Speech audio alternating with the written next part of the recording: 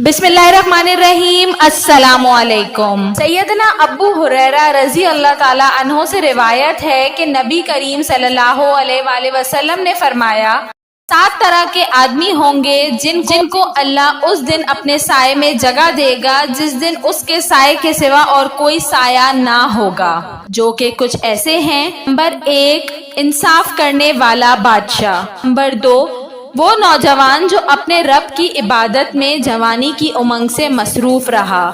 Number 3, ऐसा शख्स जिसका दिल हर वक्त मस्जिद में लगा रहता है।